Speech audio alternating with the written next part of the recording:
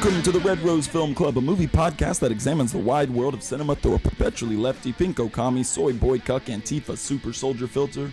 But more specifically, we love movies and want to create a podcast that would appeal to the disparate tastes of our liberal, leftist, socialist, communist, Marxist, and Leninist friends. Red Rose Film Club is for leftists of all stripes who don't know what to talk about at parties other than movies and politics. My name is Craig. I work in public education and am passionate about social justice and workers' rights. My tastes range, but mostly exist on opposite ends of the highbrow, lowbrow spectrum. And I'm with... Hey, I'm Hal. I use she, they pronouns. I work in higher ed and run a food pantry. I care about food access, reproductive justice, building a robust social welfare state, and ending the state's domination through the criminal legal system. I'm a staunch defender of Tony Todd's horror performances, and I like movies based on Clive Barker texts. Kill the pork. Kill the pork. Kill the pork.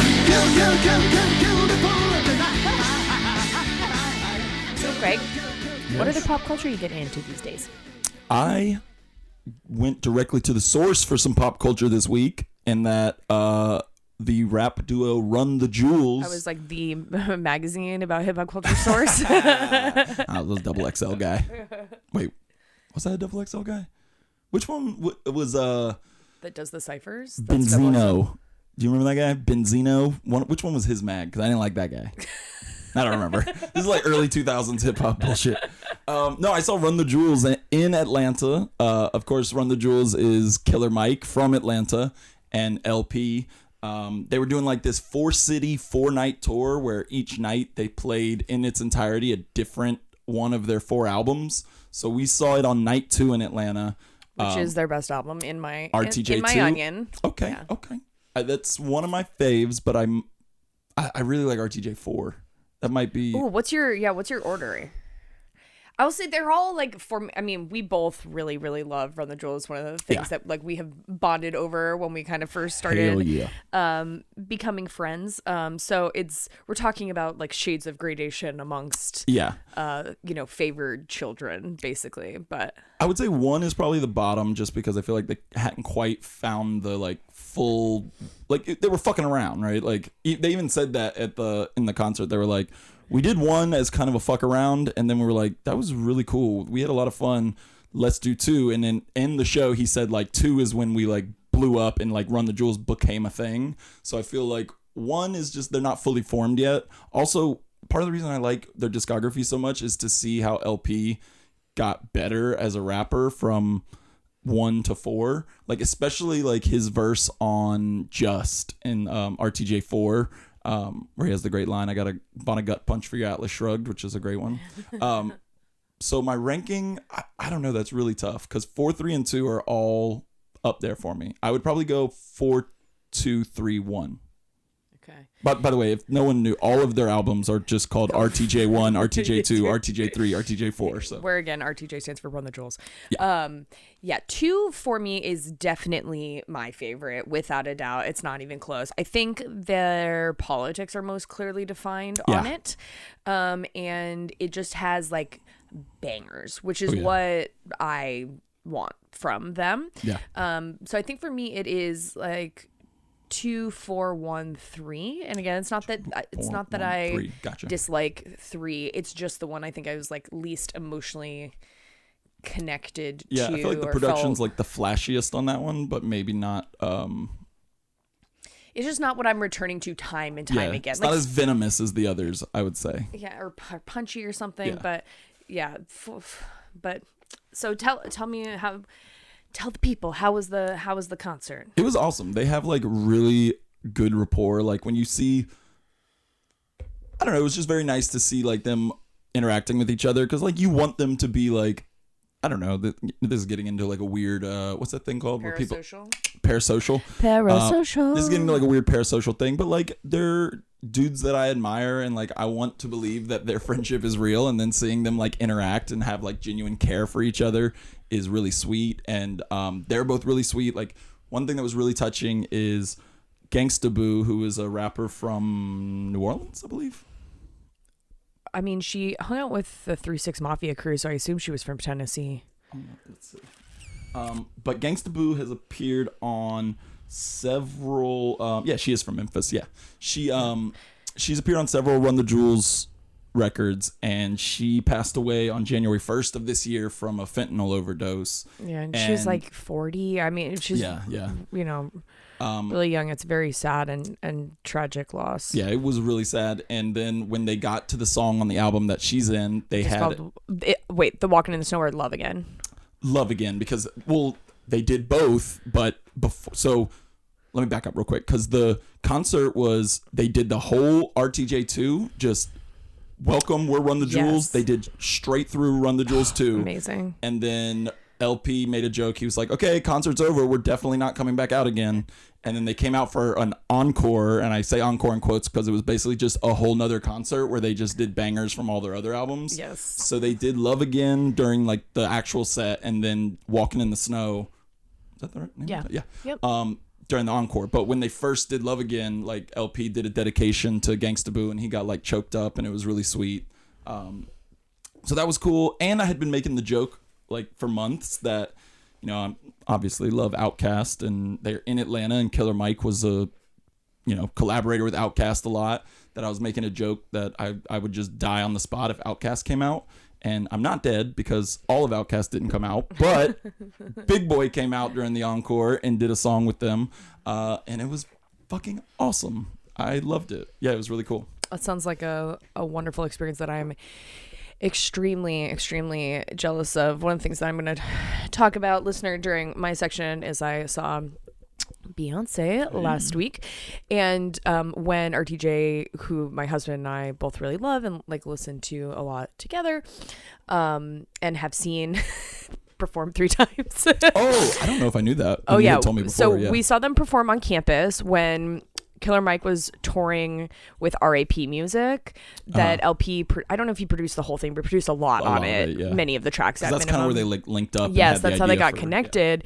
And Killer Mike was the last call before fall performer, which is if you are not in Tallahassee, the Florida State University does usually a concert right before the fall term starts. It's like free, right? And tended to have a good kickoff to the semester and to like give the freshmen who have just moved onto campus something to engage with. I saw Jimmy Eat World when I was in college at the kickoff. I have seen some like surprisingly good performers through that, but you know, many years ago, what, 2015 probably, or 14 at this point? Yeah, this would have been like 2006 for me. Okay. Yeah. Killer Mike was touring for RAP Music with LP, and it was clear that like Run the Jewels was brewing. Yeah. Because that's LP awesome. was on tour with him, and Killer Mike performed a bunch of songs from RAP Music on the green next to our student union, where parents who are like moving their students in are milling by, and he's yelling, "I'm glad Reagan's dead," like over and over again.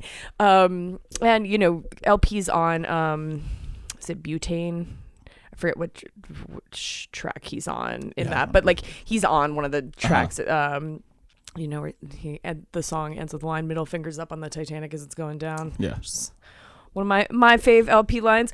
But so I saw them perform then, and then Mike and I saw them perform RTJ1 in Atlanta at the Masquerade, which I've heard, by the way, they basically don't do any songs ever from RTJ1.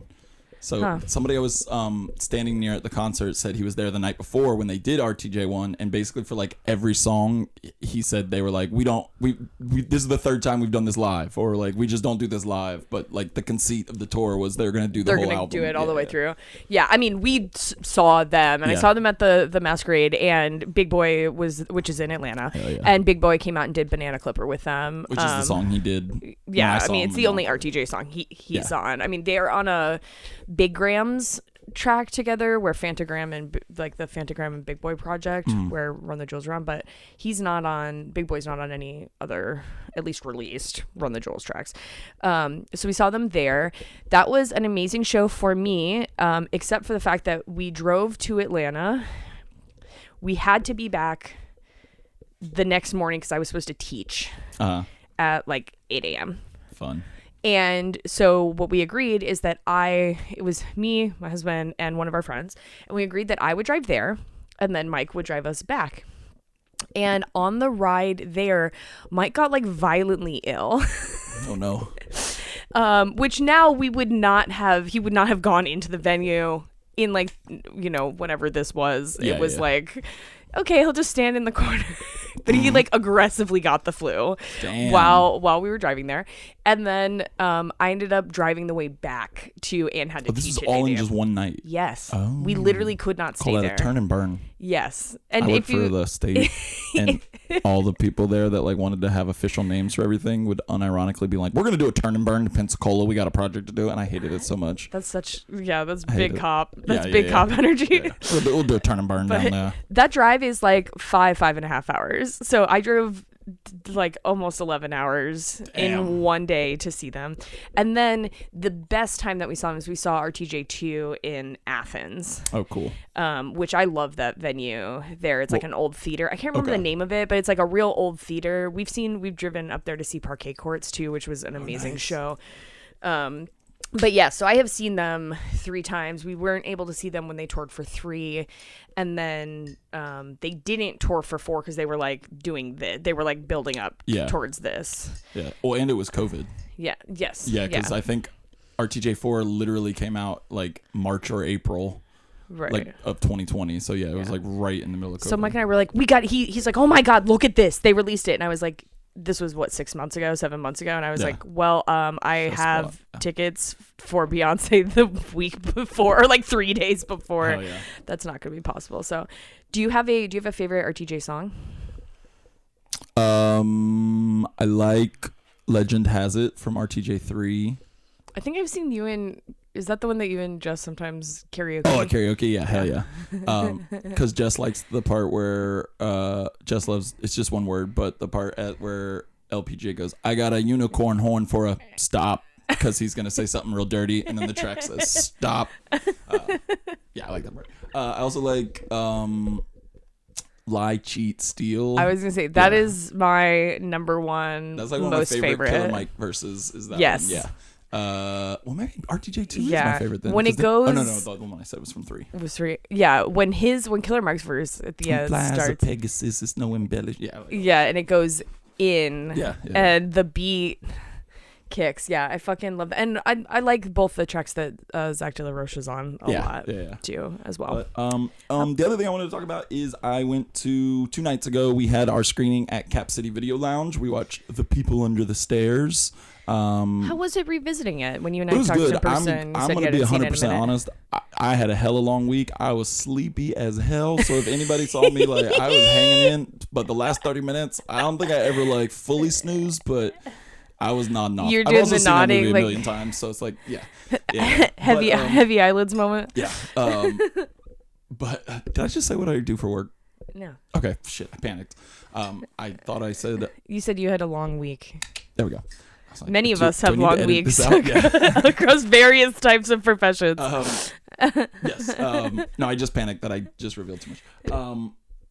But I do want to say that the FSU Students for a Democratic Society asked if they could come hang out and like pass out stickers and talk to people and like talk a little bit before, because they are currently fundraising to go to the National SDS conference in Chicago. So they came and talked, and that was cool. And they were selling shirts, and I bought this one that I'm wearing. Oh, It says, sick. "Down with DeSantis." I don't know if you can get these online, but I'm sure you can find them. You could definitely, someone will respond to you if you contact them on like Instagram. Yeah, they'll find you. That's how the youths work. And I'll put a picture of it on the Twitter afterwards, so you guys can see. It's sick. But yeah, what about you? What have you been getting into? Well, we don't have to go in as deep, but I wanted to continue the theme of talking about live music that we've seen. I did see Beyonce, like I mentioned, in New Orleans last week. I had been to one arena show ever before that. Okay. And it was... and I wouldn't even consider it in the same realm at all, because it's not produced in the way that, I mean, very few people are doing what Beyonce is doing. But I saw Electric Light Orchestra, which is one of my favorite like lifetime bands, or groups, however you want to conceive of it, since it's just, I think Jeff Lynne is the only person who's still trucking. A revolving door. But he hadn't toured in the United States in like 20 years, and so in 2019 he did a tour, and I was like, okay, Mike, I'm sorry, like we're gonna spend $300, not each, but $300 total, and sit in the farthest up nosebleeds because I just have to see him because this motherfucker's gonna die without ever having toured in the United States again. And it was totally worth it, but it was in an arena, and the arena was totally full, but it was not. I mean, he was on stage with a piano, right? Like, and there's other musicians. There's not like dancers and set changes and that kind of thing. It's not an event. Right. In the same way. In fact, I was like, no one's dancing. This is kind of upsetting to me. Like, this, how can you listen to Strange Magic and not want to dance? But, so I've never been to a show like this, and I can't say that it was necessarily something that I felt strongly compelled to see. Like, the reason why I went, I love Beyonce, but I'm not really a stan in general. Like, that's just not kind of how I relate to artists that I care about or like. But then I saw this and I was like, oh my fucking God. Yeah. She just goes all out. She goes off. Hell yeah. The show also is like 3.5 hours That's long. what I was about to ask, is how long? It's very long. Once it starts, there is just constant activity, evolving production design, changes in outfits, dancers, videos playing. Like, it was wild. Awesome. And it was absolutely worth it. And I had a lovely time in New Orleans. And it honestly, it made me go, okay, I have to see Gaga is what it made me do. It's like, because hers is going to be just as similar level. Maybe not like, Swift. the exact threshold, but sure. I can't go duel the Starbucks girlies. Okay. Also, not to be rude, but even if someone was like, here's a free ticket to do this, I don't think I would want to go. I kind of like that album where she was in the woods, just because it was like a little bit of a like. Is that folklore? Maybe I don't know. Literally, I was or there's the song Out of the Woods. I don't know. There is a song with woods in the title that's in 1989. The album cover is like she's in the woods. That's and folklore. It's supposed I to think. be like she's But my thing is, even setting aside like her. I'm not a huge fan of her music. It's not the kind of pop music I like. I like dancey, disco-y, loud, punk infused. Like, I just require a lot of energy in the music that I listen to, which I don't feel like she has in general. But even aside from all of that, I really don't, despite being a people person, don't like being in crowds very much. Hi. cameo Very from festive. my wife Jess. She's dressed in a little pumpkin outfit. It's adorable. Aside from the thing specific to Taylor Swift, I'm just not a huge crowd person. Me neither. Despite loving people, being very extroverted, being very social, and liking to be out of the house a lot. If just like a stranger touches me like 3 times, like the first time I can be like, oh, you're in a crowd, it's fine. The second time I can be like, that was annoying, but like, you're in a crowd, it's fine. The third time I'm like, I'm about to hurt someone, maybe myself. Right. Like, it just, my brain cannot deal with it repeatedly, like over and over again in a crowd situation. And I think we're similar in that way, because I think I was having a realization why I don't like crowds, because I am also a social person, but you're not being social at a concert, and I think that's the problem. There's a million people around you, but there's not any socializing happening per se, because it's loud and everyone's there for something else. And so That's a good it's point. mostly just all of the things that annoy you about being social, right, without any the of actual the like community and like camaraderie, because There's also a thing about crowds where they're kind of like inherently anomic. Like, there's not like given rules. So things I feel like I have some pretty strong internal rules about what our norms around queuing or lining up should be, right? Stuff like this. And in a crowd, there's less formalized guidance in terms of social organization. And so 3 assholes want to start a mosh pit at Run the Jewels concert, then 3 assholes are going to... Or someone's dancing on because the music is appropriate for that and they step on your shoes. Like, it just, those things happen. But so I say all of that to say, there are people and or events that I go, all right, I am willing to take that hit and know that I'm going to just be like anxiety, uncomfortable, and annoyed for some amount of time, but it will be fine. There is nothing about a Taylor Swift performance that incentivizes me to take that hit of being surrounded by 80,000 people, you know. But Beyonce was performing, and I was like, wow, look at all of us in this Coliseum-sized building, because the Superdome is nuts. It's huge, It's huge, but I mean, I attended the FSU football game yesterday. It's obviously smaller than that, but the way a conventional arena is built, it bowls out, Yeah. the Superdome goes up. So you really feel like you're in the Coliseum, very specifically. It's like much taller vertically than other arenas I've experienced. Okay. Like it doesn't go like this. The walls are stacked more vertically. Yeah. It's also very homey. It's very what? It's very homey. If you remember, Barbara Bush said it's better than most of the homes that the people from New Orleans lived in. As a Katrina era. May Bush thing. rats piss on her grave. Yes, please. You know what? I do remember that I have been to an arena show, and it's a fucking shit kicker one to see. I saw Dolly Parton at the arena where the Florida Panthers play hockey. Hell yeah. And it was completely on a whim. We were down there for Thanksgiving, and we saw that she was playing, and Justin and I are always looking for reasons to go do something. Yeah, there's an activity, activity to engage in. Yeah. But we didn't have any money, and I took like $50 down to the Hard Rock Casino and like crushed it in blackjack for an hour. And I was like, well, I have enough money to get those Dolly Parton tickets if we want them, so that's what we did.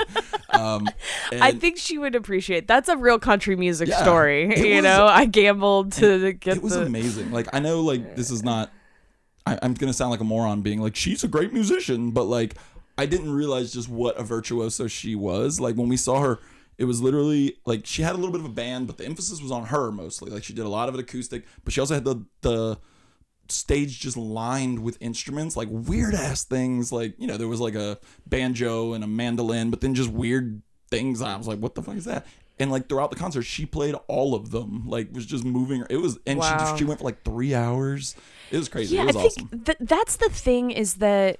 I think, not to get on a fucking pedestal about social media, but like about social media and an age of instantaneous contact via so much video streaming is that like exposure to the artistry is at an all-time high, but actually seeing someone perform continuously over the period of time and navigate, whether that's, obviously like Beyonce does not play instruments, but she dances vigorously while singing in ways that you're like, that is coming out of a human. That's actually not an angel sent it from heaven with a choir, right? Is just really impressive in a way that even having seen probably thousands of pictures and videos of her is just not sufficient to capture the talent level. So wow, yeah, look at us basking in the creative arts. We love it. The other thing I wanted to bring up, since we are in October, this is released in October, and we will be talking about a horror movie today. I wanted to talk about some horror movies I've seen recently.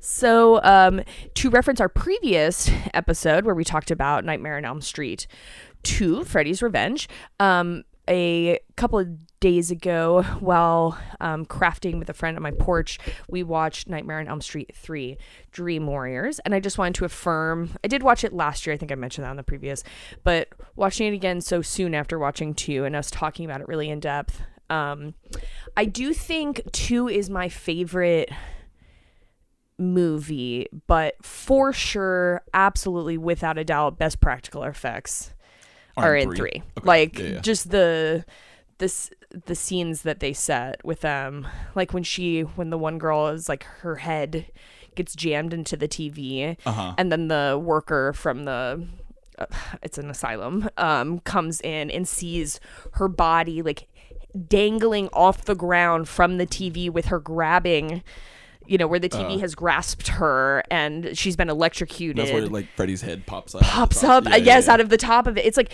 every kill that happens, I was like, oh my God, this one is even better than I remember. Because I always think about the marionette because it's so gross, specific and gross and creative. But really, it's like nothing but the fucking hits in that movie time after time. I haven't seen it in so long. Like it's on the max. There's like 3 that I revisit somewhat regularly, which is 1, New Nightmare, and then Freddy vs. Jason. So I need to revisit some of the other ones too. It's definitely worth rewatching. I also want to say one of my favorite states of existence, just of like things I can be doing, is like painting or crafting of some kind on my porch while a movie is playing. And October is just really facilitative of that. Yeah. Like there's just a lot of opportunity. And so my friend and I were painting. We bought these like big wooden cutouts for his front yard, like to decorate them. Oh, nice. And he asked me to paint one of them. So I was painting like a big spooky cat with kind of vintage bestial or bestel. I don't know how you say that company that has like the retro Halloween decorations. Bastille. Bastille? I don't know. I was just trying to do a third pronunciation. It sure could, we have the bases any and covered. all, any and all options. And like watching this and drinking a little bit of wine, I was like, this isn't like, life can't be this every day. But when I think about Karl Marx talking about connecting with their species being, that's like my species being is like innovative, creative energy, human endeavor of like, I just want to like think about other people's art while making my own art and that's awesome. enjoying the product of people who can squish grapes and ferment them. Yes. You know, just which that's I cannot do. So the perfect combination of human endeavor. The other thing is, Mike and I saw X last weekend. I've heard good things about it, which feels weird. It is, I will say. Mike really liked it. I don't think it's very good at being a Saw movie. Okay. Which is why I don't think I had as much, like it was not as enjoyable for me, but I think that's why critics are liking it. Okay. Because the Saw movies are terrible, especially once you get past two. Yeah, that's what I was going to say. They're like very bad, but they're bad to me. They are good bad. Like they achieve campy stupid. Yeah, because all of the like thought is put into how gross it can be. Yes, and it's so like I don't that's even view what it as you're going there torture for, then porn. I'm yeah, like, yeah. this is just like people inventing the weirdest ways that you can kill someone, combined with Jigsaw's absolutely inane like moral code that makes no sense. You left the toilet seat up. Seth.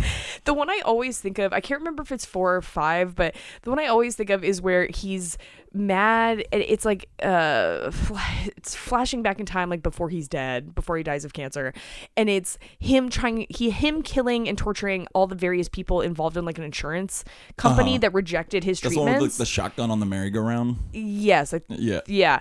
And then also he kills the janitor of the building because the guy smokes and is fat. And he's like, you don't appreciate your life, fatso. But like everyone else he's murdering is like turning down people's cancer coverage, insurance coverage. Damn. So, but that's not good in the sense of the first what my one, morals agree with. He captures that one guy because he's like a photographer. Right. You take pictures of others' lives. All right, well.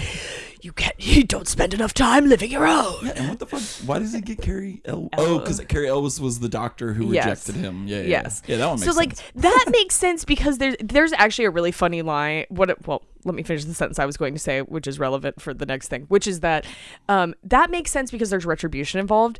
There's actually a line in Saw 10 where he tells someone, I won't say the exact context to avoid spoilers since the movie is still very freshly out, but he says, this isn't about retribution. And it's like, yes, it is. And that's actually, that is like meaningful motivation that makes a lot more sense than your like weird abstract, I am God thing.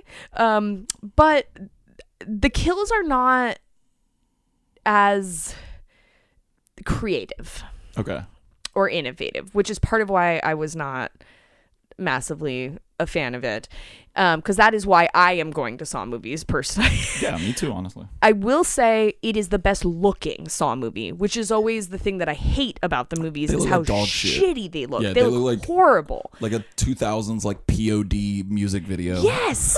The color scale in all of them is ugly as hell. Yeah. It's like grimy, like if you didn't clean a bathroom for years and then was like, that should be how every part of the movie looks. And we're going to talk about some good disgusting movie bathrooms shortly. Yeah. I want to pitch the idea of Saw, but the killer, like, just going off of like his penchant as the movies go on to like get retribution for increasingly like fickle matters. There needs to be a Saw where it's Larry David as the killer, who's just like, you know, torturing Ted Danson because he didn't put a coaster down at the at the party. Or I would whatever. support that because I think one of the Saw 10 very much focuses on Jigsaw, like Yeah, that's what I Kramer. was gonna ask. Where does it fit in like the timeline? But Because he's definitely. So when you He's watch dead the by, like, 4 or movie, 5, right? yes, Yeah. when you watch the movie, it doesn't say specifically, but it's clear that it's between 1 and 3 because there's someone Okay. that shows up that makes. Well, there's multiple people that show up where you're like, okay, it has to be in here, and he has not died yet. It's not one of those like, haha, it's someone else doing it. Like, no, it's him, and he is enduring a cancer diagnosis. okay. My understanding from like the new Flesh. Do you listen to that ever? It's a horror podcast. They covered it recently, and they said that there was like promotional materials that say it is very specifically like 2 weeks after the events of Saw, like the original one. But I didn't see any. I did not confirm that. That's just like what I heard from them. And I'll say, watching the movie, you just go. If you've watched any of the Saw movies, you'll go, this happened sometime very early on because he's still alive, and there's other people in the cast of characters. But one of the things that's very weird about it is that it takes him as the protagonist. Like, you are following him. He's not like lurking in the shadows. Like, he is the central figure of the film. And that creates an odd situation when it comes to him beginning to outline this, again, dubious moral code. I think that's a problem with those movies in general, is that they never could quite figure out whether they wanted audiences to like him, are you on his side? Are you Yeah, afraid of him? yeah.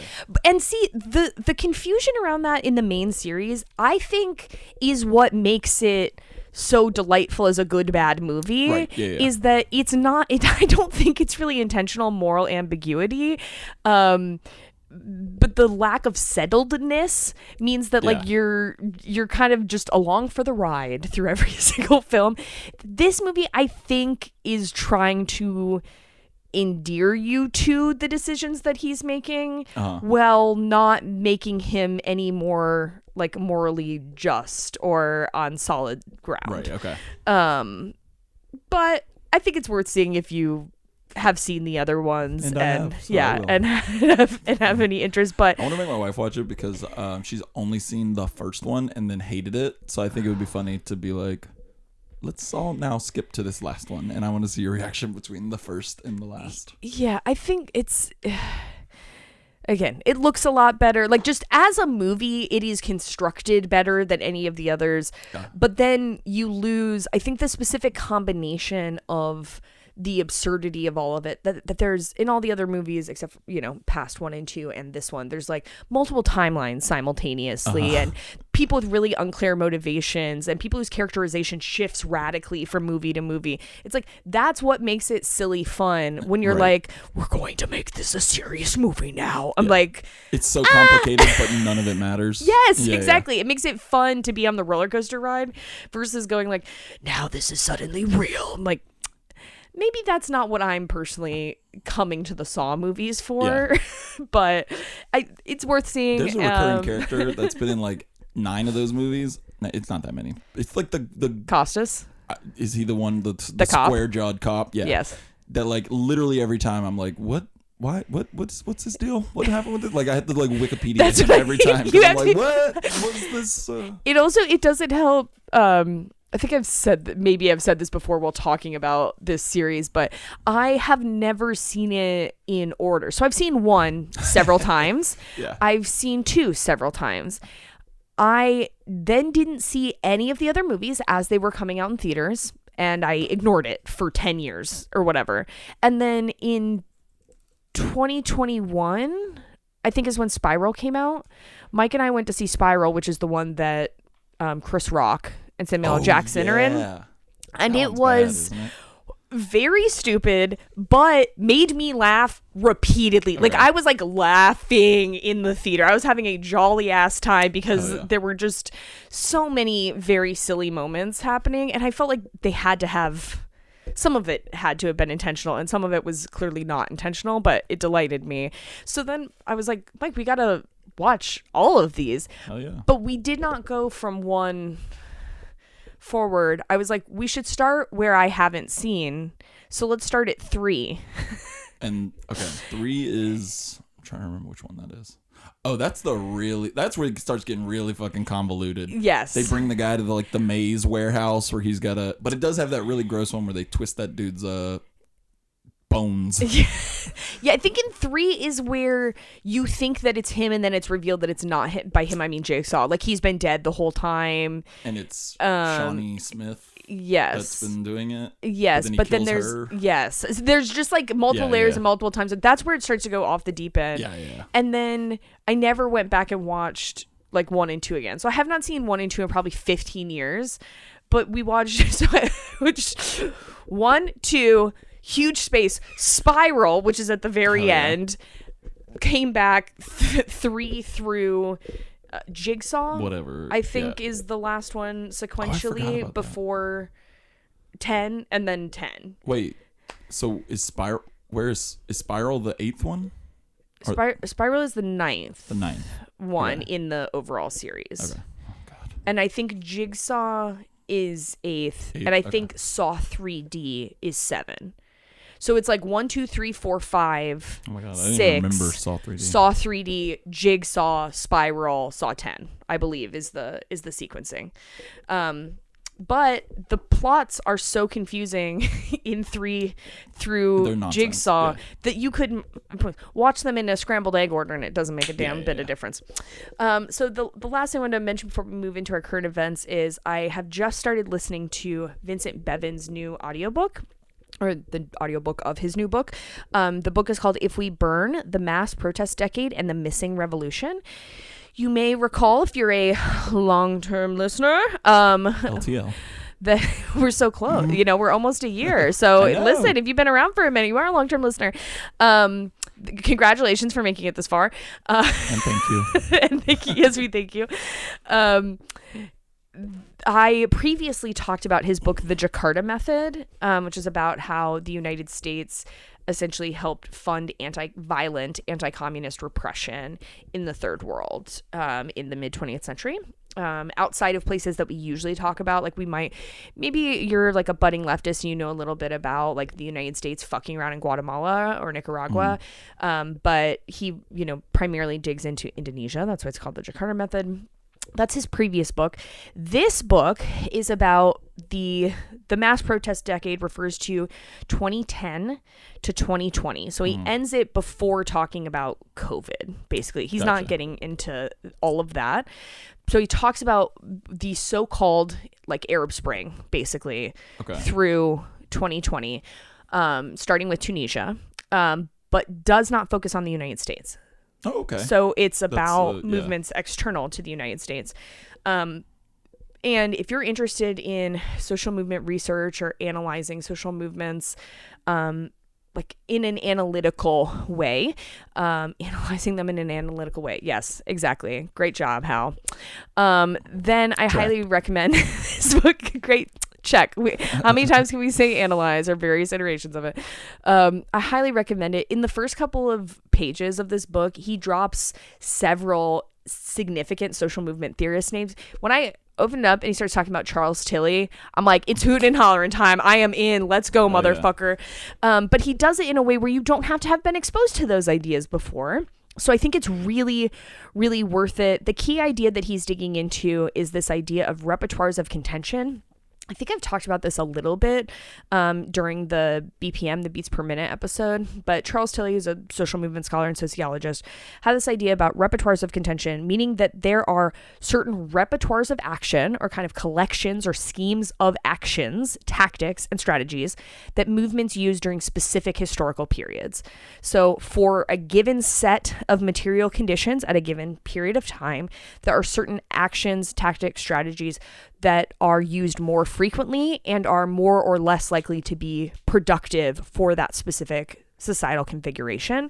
And he's adopting that idea and applying it to this wave of global protest from 2010 to 2020 to basically look at like, why did none of these movements like yield results, what they wanted to?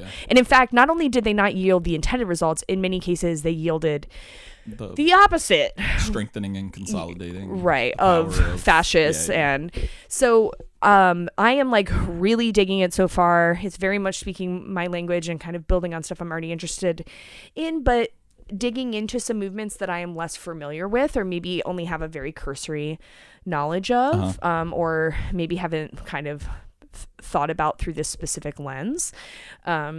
So yeah, fuck yeah, Vincent Bevins. I'm Vincent Bevins. Yeah. I was talking about not standing earlier, but I stand Vincent Bevins. As we all do. Never read any of his books, but I'm gonna do it in solidarity. I think those are his only 2 books. He's he's a journalist, so he predominantly writes articles. Okay. Well, let us move on into our current events segment here. What is going on in the world that's either got you celebrating or living in despair? So I don't want to like spend too much time on this, mostly just because I think it would do it a disservice to act like we can capture a lot, or go in depth with a little bit of time for a very significant global conflict that's happening and has happened, since the early 20th century. But with heightened, with escalating conflict happening in Israel and Palestine right now, I wanted to say, kind of drawing on this idea of the repertoire of contention that I just brought up, which again is from Charles Tilly, but is brought up in Vincent Bevins' new book. I see a lot of people online, including people that I think of themselves as leftists, being very eager to critique Palestinian tactics of resistance, while totally engaging in any level of like strategic analysis as to like what other tactics or strategies are available to people who are resisting annexation. And I would encourage, like, I think I've said before, like, I think as leftists, we have to be committed to analyzing imperialism and colonialization.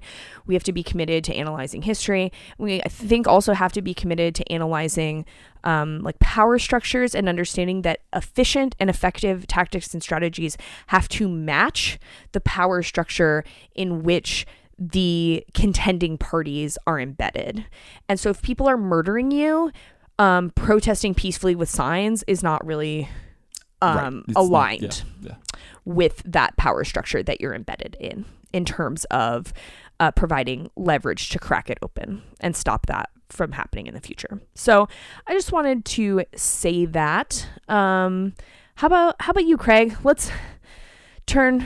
You have something to say on this, or you want to take it home to home plate, maybe? Let's take it to home plate. Well, I said that too enthusiastically because unfortunately this news has me living in despair. But you might remember several months ago when baseball season began, I talked several times about it because I was very excited. My favorite baseball team, the Tampa Bay Rays, tied the record for the most consecutive wins to start a season. They started the season 13-0. Well, the season continued, and they had a good season. I was gonna say baseball. They also don't y'all play like 162 games. Yeah. So they had a good season, but unfortunately, the Orioles, which are like have been for the last decade basically perennial losers. They're always rebuilding, but this year they were really good. And they overtook the Rays in the standings about halfway through and then maintained that lead. So the Rays were forced to play in the wild card game, to which they immediately lost the best of 3 series to the fucking Texas Rangers in 2 games. So I just want to give a baseball update because I'm annoyed. But there have been several other things that happened. First off, the Rays have been marred by a shitty postseason, but also their star rookie. Do you know about Wander Franco? I do not. What a great name, though. Well, hang tight. So Wander Franco was their star rookie player, who he is nicknamed El Patron from the Dominican Republic. I see that you wrote "fuck him" in the notes. Yeah, Maybe he is. He was supposed to be like the next face of baseball. He's this explosive kid, Really good. Well, about halfway through, there started to be some rumblings about some sexual misconduct. This is one of my least sidebar. One of my I hate least that favorite term. phrases that if you exists. couldn't hear, listener, I was doing heavy sarcastic quotes because what he is accused of, and it's seeming more and more credible from the minute one, is impregnating a 14-year-old girl. So fuck that guy. He was immediately like placed on the non-injured list, and like MLB was doing. It was like back in his hometown, and it might not have been within the time he's been in the MLB, but like more stuff and allegations are coming out. But yeah, he sucks, and I hope he doesn't play another inning in baseball anywhere because he sucks. So yeah, there's no good outcome. Yeah. So fuck him. I just want to get that on the record because I know there's probably a time before all that happened where I'm like, Wander Franco's the best, and then all this came out. So fuck that guy. But baseball in general, there were some like good things. Oh wait, there was another bad one because I know I've also talked about Shohei Ohtani. Yes, you know Shohei. Yeah, incredible dude. Like pitchers don't hit in baseball. That's just not a thing. Like pitchers do not hit, and even when they do, they usually suck. But Shohei Ohtani is this guy from Japan who is like amazing. He can, hit 50 home runs in a season and, win 20 games as a pitcher. I have a question. Yeah. Do you know why, in terms of like thinking sociologically, right? In terms of like the development of the sport, do you know why like baseball is distributed globally in the way that it is? You mean like where it's popular? Yeah. I mean, I just think of this is not the first person I've heard of as being. I know baseball does have a lot of global reach. Yeah.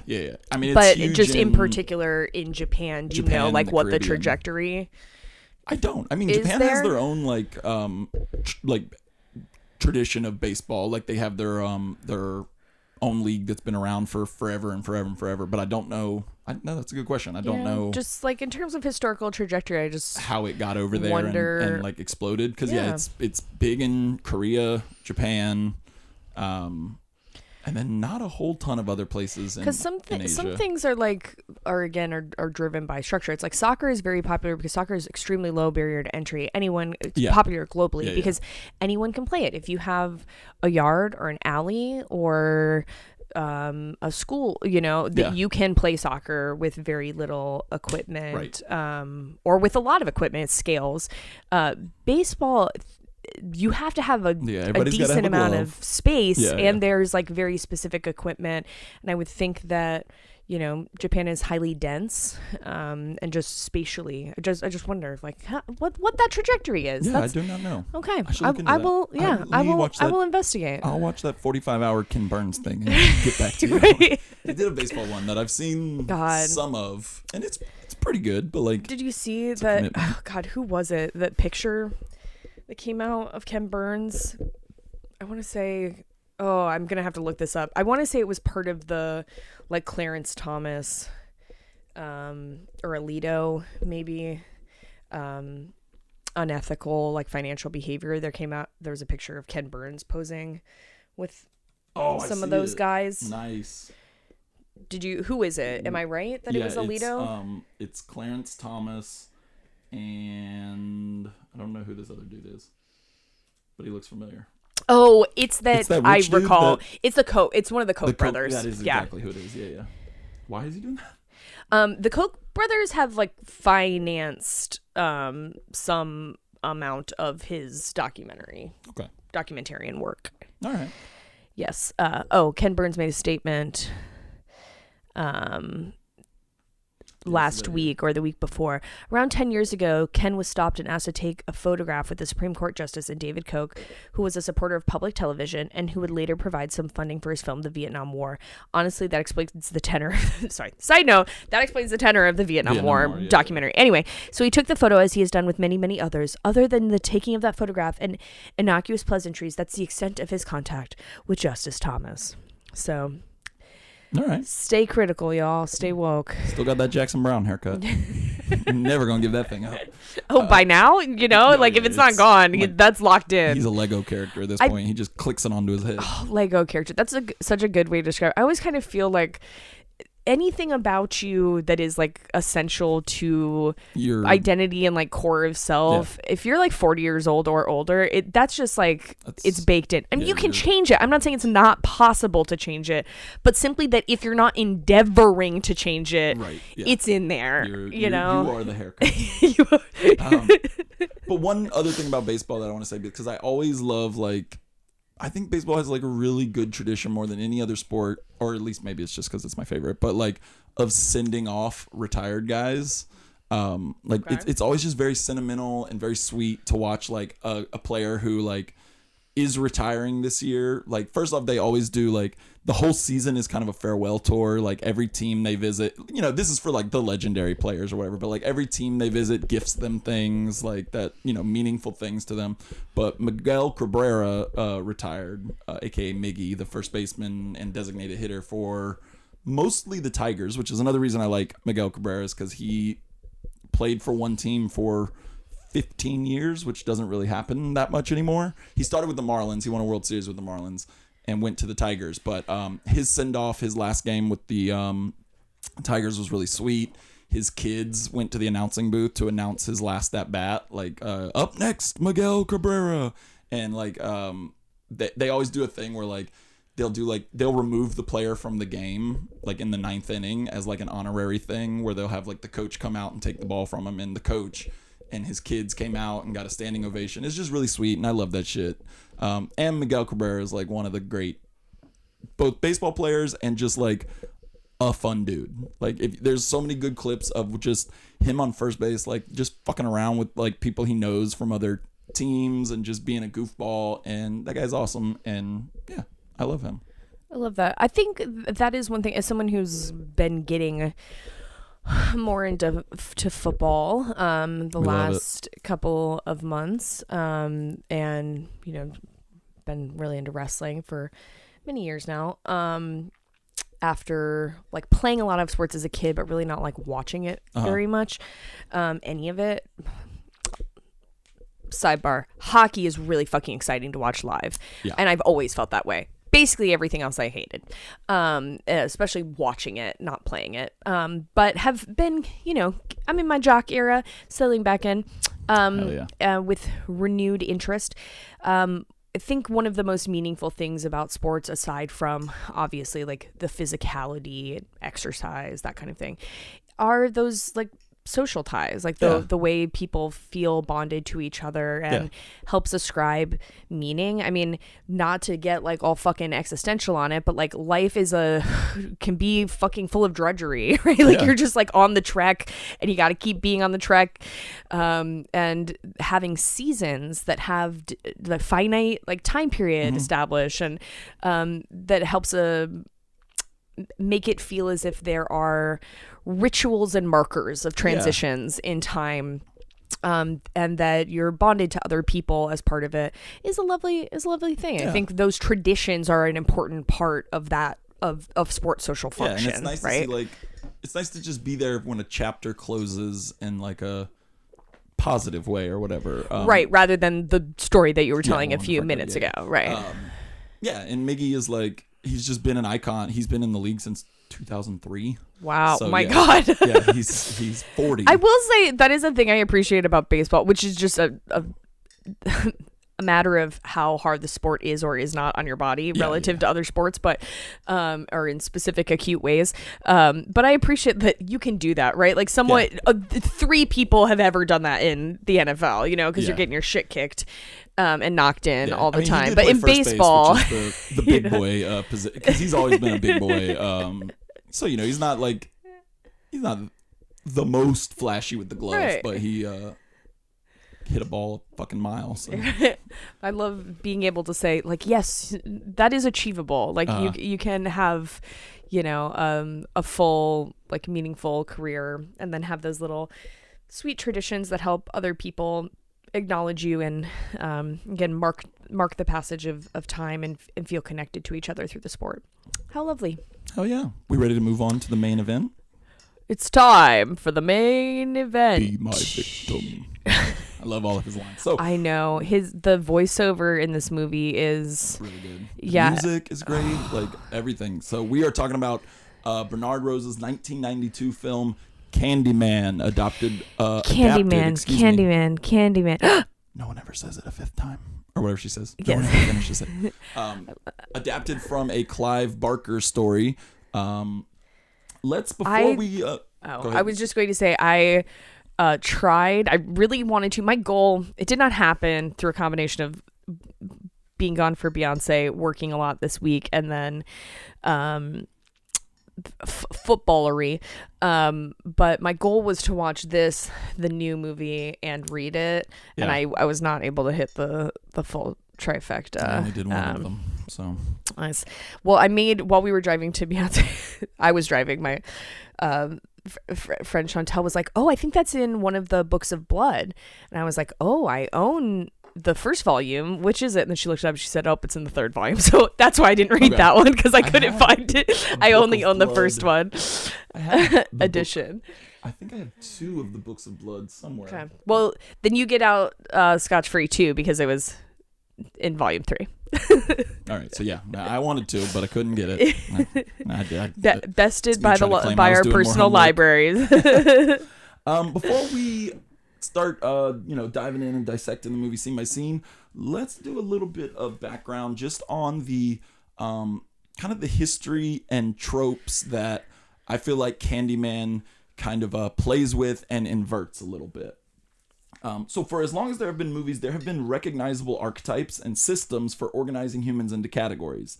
These dramatic characterizations can be means of trying to identify some generalizable universal truths, but they can also distill the ideologies and political economy of a period. When cinema jumped out of the Nickelodeons and hit the mainstream in the 1910s and 20s, many films trafficked in racist, anti-black tropes and archetypes. For God's sakes, Hattie McDaniel won an Oscar for Gone with the Wind, where she played into the centuries-old mammy stereotype, a middle-aged, genteel black woman with no personal ambition other than to care for white families. And to quote from Typecasting on the Arts and Sciences of Human Inequality by Doctors Stuart Ewan and Elizabeth Ewan, beginning in the early 19th century, visits to national history museums and the world's fairs, mass instruction in physiognomy and phrenology, and familiarity with photographic archives in good and evil became mainstays in popular culture. In the U.S., the popular phenomenon of minstrelsy and, by the early 20th century, the budding field of eugenics helped to popularize a worldview in which people were regularly characterized by a simple, effortlessly digestible cultural shorthand. Stereotype was the lingua franca of modernity. Civilization and barbarism, moral strength and weakness, intelligence and stupidity, and a range of other dualities were a legacy that people brought to the movies and that movies gave them back in spades. And without question, Hollywood has always trafficked in negative racial stereotypes of black Americans, but none more insidious or dangerous than the trope of the black man as a savage brute. There is no better example of the savage brute stereotype than in D.W. Griffith's 1915 film, The Birth of a Nation, a film largely credited with popularizing the modern movie theater-going experience. The Birth of a Nation's most infamous scene portrays a large black man who makes a romantic advance on a white woman. When she rejects him, the black character, actually a white actor in blackface, becomes crazed and feral, stalking a white woman with a singular focus, eventually cornering her on the edge of a cliff. And rather than being caught, she throws herself off a cliff to avoid the predations of the savage brute. Birth of a Nation was a hit and inspired real-world atrocities, credited for reigniting the popularity of the Ku Klux Klan, and it presented eerie and tragic parallels to real-life lynchings, where mob violence on black men was justified by claims of protecting the virtue of white women. The messages embedded in media artifacts like The Birth of a Nation spring from the conditions and the power relations of the society that develops them and reproduces them. Quite famously, President Woodrow Wilson selected Griffith's monstrosity as the first film ever showcased in the White House. His words, being President Wilson's, are even immortalized in the movie itself. He said that the white men were roused by a mere instinct in self-preservation when talking about white mob violence, in response to the enfranchisement of free black Americans. The violent archetype of a black man set on destruction of white innocence is evoked for explicitly political ends, directed towards maintaining a fading regime of power. Miscegenation in particular is crafted as a threat to the individual white woman depicted, but also the imagined white woman monolith and the moral universe in which the intact white family is the incubator and transmitter of all that is good and just and right. Candyman, the 1992 film directed by Bernard Rose, also traffics in this trope, but inverts the trope where the horror comes not from the savage brute, but from the trope itself. In Candyman, the peril is not from a black man wanting to commit a violent act on a white woman, but instead it presents a character completely molded and forged by centuries of American political and popular culture, presenting black men as mongrels and brutes who threaten order and are not sufficiently human to be worthy of justice. The character of Candyman, played by Tony Todd with an uneasy mixture of menace and sexuality, was once a wealthy black man married to a white woman at the turn of the century, who was lynched by a mob who saw him as a savage brute defiling a white woman. When the Candyman returns as a supernatural legend haunting Chicago, he does so not as the direct embodiment of the savage brute stereotype, but as a monster created reflexively by the stereotype. In Candyman, the film is a beautiful and horrific reckoning, forcing audiences to confront American pop culture's history of depicting black men as the savage brutes. Candyman is not a monster per se, but instead a reflection of white America's fear of black men. Woo! I edited on the fly because I realized I said a few word phrases too many times. So I'm going to have to cut that whole part, 58 through 102. I'm just going to mark so we can, I can make sure that I make that seamless. Are you going to edit it after this? Yeah. So that should help too, because you're in it. Right Yes.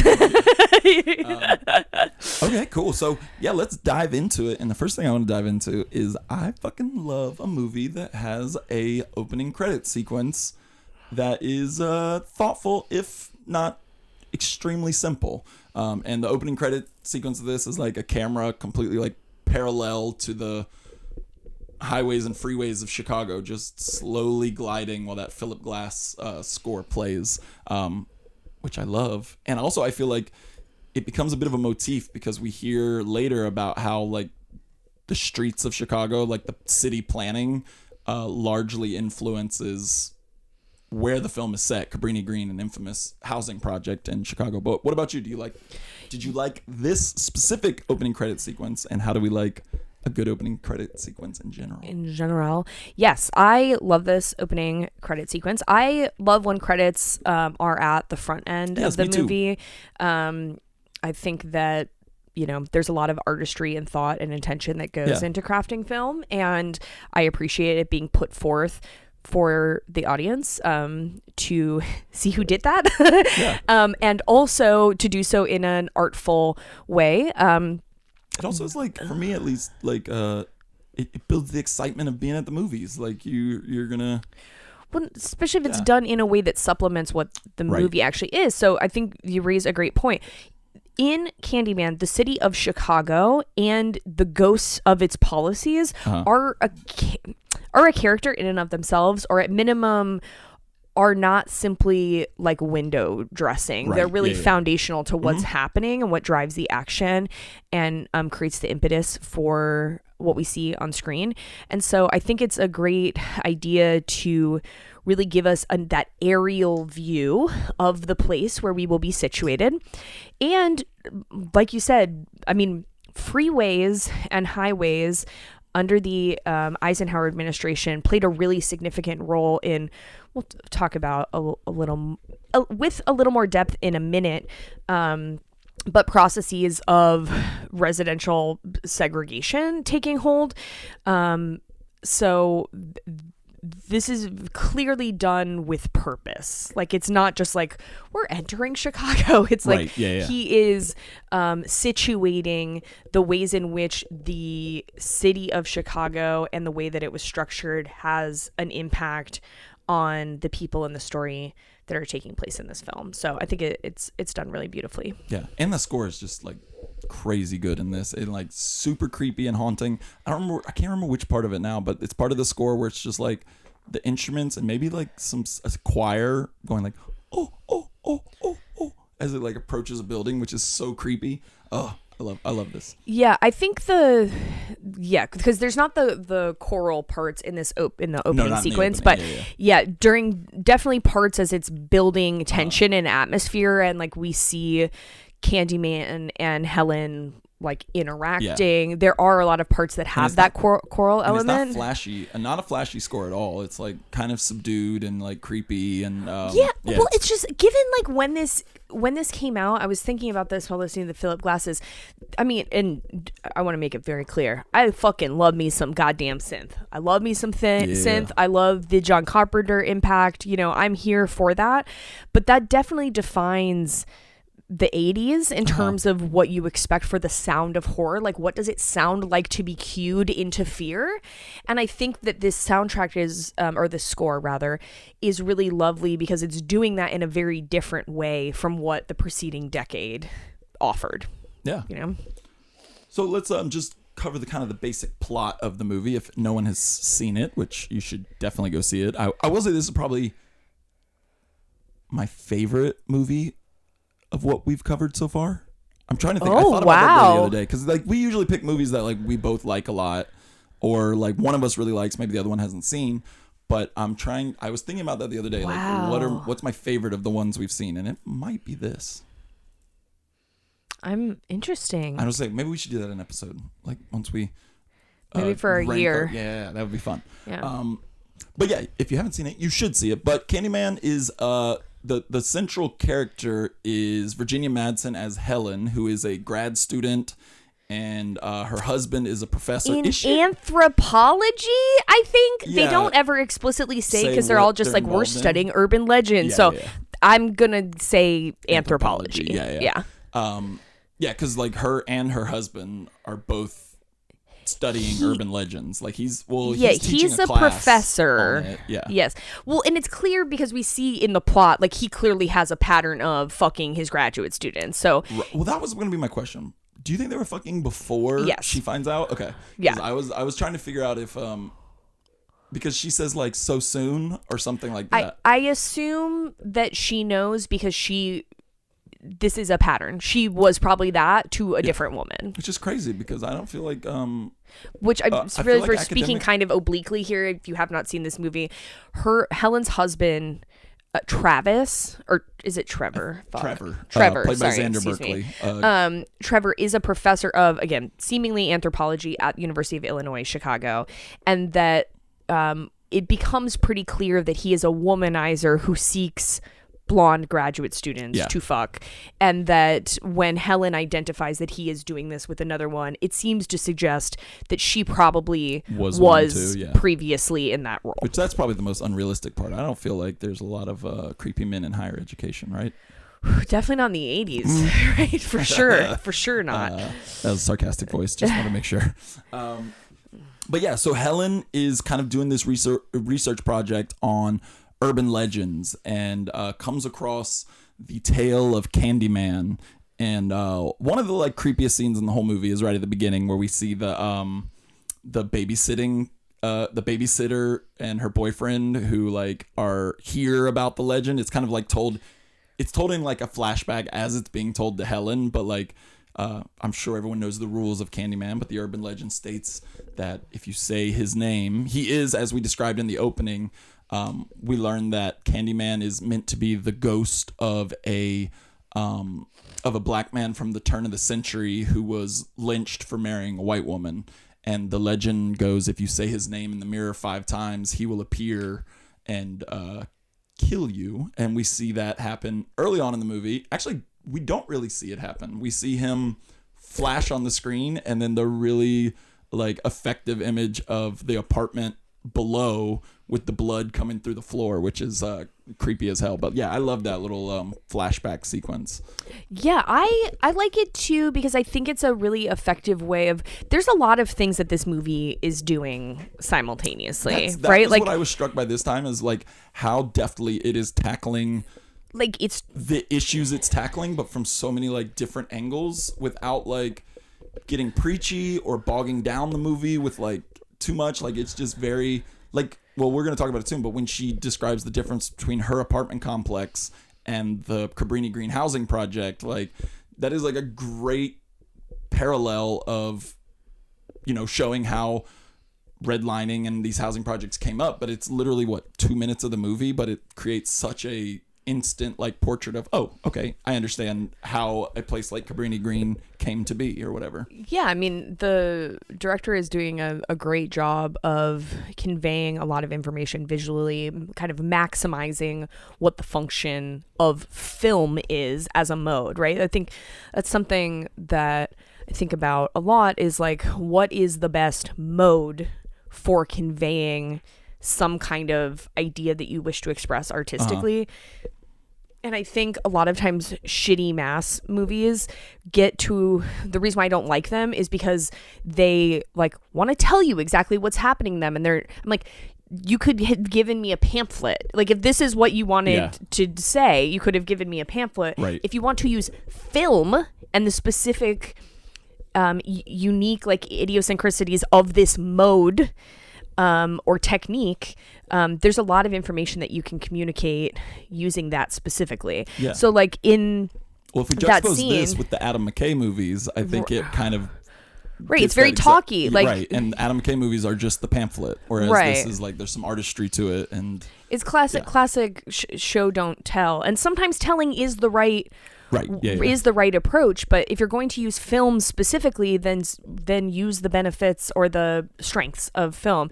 And I think that opening sequence with the folklore is a really great example of it, because that's not that specific way where at first you don't know, you being the viewer do not know that this isn't just happening, right? That we're not just immediately in medias res, fucking Candyman is coming to get you, right? So the initial exposure is it's horror first. Like, it's trying to push you emotionally to be like, something is happening here.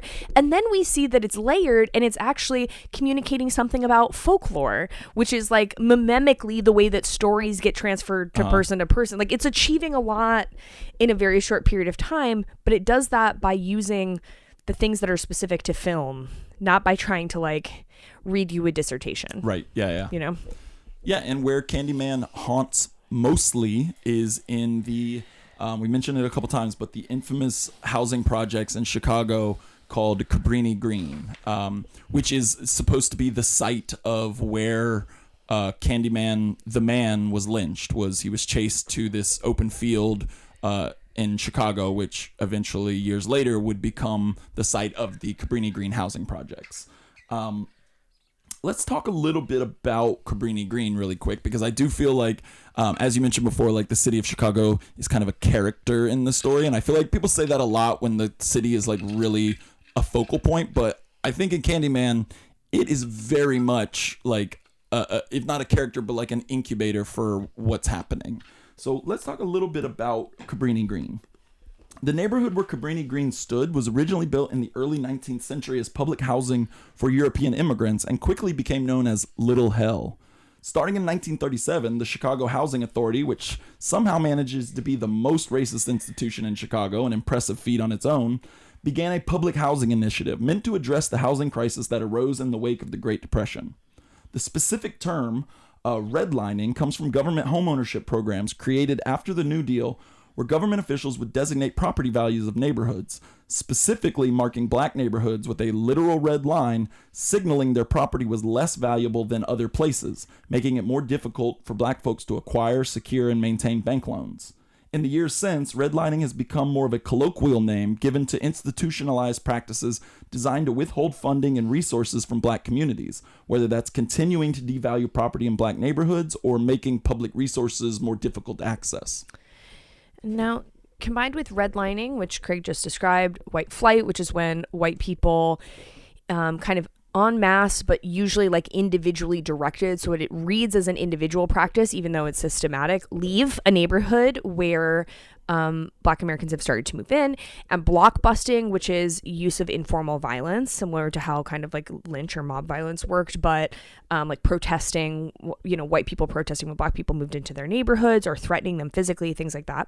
Chicago in particular, because of these various phenomenon, became a site for such intense residential segregation that scholars who examine these trends refer to Chicago as hyper-segregated. So there are two sociologists named Douglas Massey and Nancy Denton who are known for being like the experts in residential segregation. They have a really good book that has a lot of intensive data in it called American Apartheid, Segregation and the Making of the Underclass, which I highly recommend if this is something you want to dig into more. But in that book, they outlined that Chicago has high rates of 5 different measures of residential segregation, wherein Black people are very highly clustered, overly represented in most spaces while being totally absent in many others, and densely concentrated while centralized in an under-resourced urban core relative to white residents of Chicago. Now, this means that Black people in Chicago at the time that Candyman is set are, as Massey and Denton say, removed from full participation in urban society and limited in their access to its benefits. This is not natural or accidental. It is the consequence of a series of policy decisions. And Cabrini Green was originally built and kind of promoted as this great solution for low-income housing. When the 3,600 unit housing project was completed in 1942, the mayor at the time, Edward J. Kelly, even said that the new housing projects symbolizes the Chicago that is to be. But within a few years, Cabrini Green became populated mostly by low-income Black folks. And as Hal mentioned, white flight was very much a thing as well. And the city of Chicago basically abandoned the projects that was meant to be the success story of Chicago's urban renewal. Funding was pulled from Cabrini Greens, and upkeep was abandoned. By the 1970s, Cabrini Green was mostly governed by gangs and drug lords and had become the most notorious housing project in all of the United States. Now, there's a sociologist who often kind of operates from a Marxist perspective named William Julius Wilson, who I respect a lot, and I have several of his books, and I knew that in one of his books, which is called The Truly Disadvantaged, it came out in 1987, I remembered him talking about specifically Chicago projects, and so I went to look to see if he talked about Cabrini Green specifically, and he did. So in his book, The Truly Disadvantaged, he notes that there was a 9-week period in early 1981, so like, again, pretty close to when this movie is set, that in that 9-week period, 10 Cabrini Green residents were murdered, 35 were wounded with gunshots, and more than 50 guns were confiscated by Chicago PD. He notes that at that time, of the population of Cabrini Green as a whole, 66% of that population were minors. About 90% of the families there were single-parent households, and 83% of those families were receiving AFDC, which is a supplemental welfare program that includes direct cash infusions. It stands for Aid for Families with Dependent Children. So all of that to say, like, this is a place where residents were experiencing violence, where they had been denied consistent, systematic access to resources, and where, we see fragmented family forms, which is not to denigrate the people experiencing that, but we do know that it can be a consequence of lack of access to power, lack of access to money, lack of access to wealth. Yeah, and in Candyman, we see a perfect example of how a housing project like Cabrini Green is created. Virginia Madsen's character, Helen, at one point pulls back the curtains covering the large bay windows of her luxurious apartment overlooking Cabrini Green in the distance.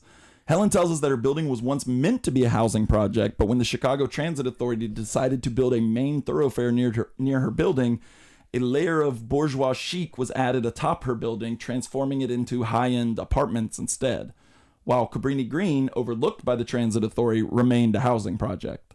We see the eerie parallel in Helen's bathroom mirror, which lacks a wall between the next apartment, transporting her into the austere emptiness of a luxury apartment waiting to be lived in.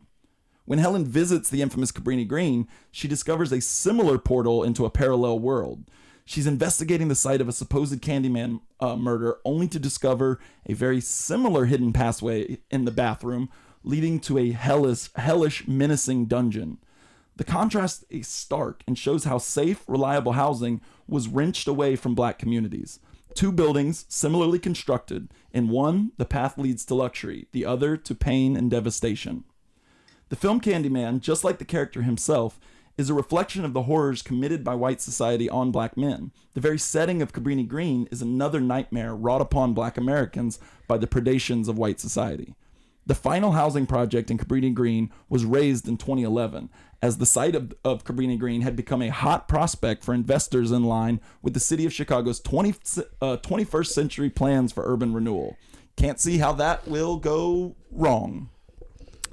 Yeah, I think the history repeating itself loops in with a theme of this movie that you described in talking about the parallel similarities between the two different buildings, the one that Helen lives in and the one that constitutes Cabrini Green, which is that it's like a funhouse mirror distortion, right? Like that is what like racism produces in our society. Is it's like we have what whites have access to, feel entitled to, are defending, and then the distortion but existing on a parallel track version of what black Americans are subjected to. They're literally the same building. Like she has the scene where she shows her friend like the blueprints or the sketch of her building, and her friend's like, oh, that's Cabrini Green, and she's no, that's this building.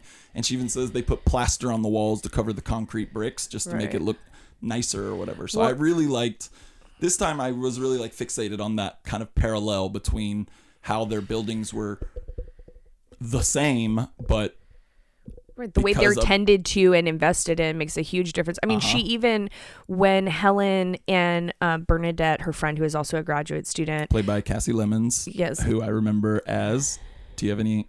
Oh, instantly every time I see her in anything, because she's not like, she's just a character actor, but she is also, she plays a very similar character because she is Clarice Starling's roommate and friend in Silence of the Lambs, which I watched a million times as a teenager. So like anytime I see Cassie Lemons, I'm like, oh, Clarice's friend. True. But when they go to Cabrini Green and Helen is attempting to find the equivalent space to get to where she believes a woman that may or may not have been murdered by Candyman was killed. She knows how to find it because she is simply just following what the steps that she would have traced in her own home. So it's like the parallels are carried through very, very strongly. Yeah. So Helen is basically, we spend a lot of time at Cabrini Green because Helen is kind of transfixed by this urban legend that she hadn't really heard of before, and is, first begins as kind of a research project, but the more she starts talking to people, the more she begins to kind of suspect there's something else going on. And that's where we meet the character of Anne Marie, a single mother living in Cabrini Green, raising a infant child, like maybe not even infant, like newborn almost, like under a year old, a wee babe. And I don't know, what do you think of Anne Marie in this film in general? I mean, I think there has to be a vector in terms of like driving the plot forward. There has to be a vector between Helen and like being on the quote unquote inside of Cabrini Green. I don't just mean physically being in the building, but like having some anthropological insight that's not truly external. And so I think that's like obviously why her character exists, is to be the channel for that, to act as kind of a go-between. I think the actress that plays her is doing a lot with not a lot. Vanessa Williams, I believe is her name. Yes, but not that Vanessa Williams. So I think she is doing a lot with it, but the character is more of a plot driver than of having like a rich characterization in and of herself. I also see it as like another way that kind of savage brute trope is inverted, whereas like a lot of times when that racist trope is implemented, or even in real life lynchings and murders, the justification is the protection of white women and children. Whereas now she is the one that is very much scared of the white woman and how she will affect her and her child. And we see that she does have a bit of an effect on Anne Marie and her child as well. But yeah, I was fascinated by that character this go around too. Just like, again, doing a whole lot, saying a whole lot with not a ton of screen time. But yeah, so... Oh, did you have something you wanted to add? No, you're good. You're good. Because I want to talk about how gross this movie is. It is. There is I a lot of forget that it is a disgusting. lived in detail. These are not spaces that have been like CGI pruned. These sorry listener, it seems there's someone walking with a cat carrier strapped to the front of them, walking down the street. A woman is walking her cat but in a backpack carrier. All right. Sorry, I did not mean to throw us off, but it was... Is it a cat? I don't know. I feel like it's a squirrel. Wait, really?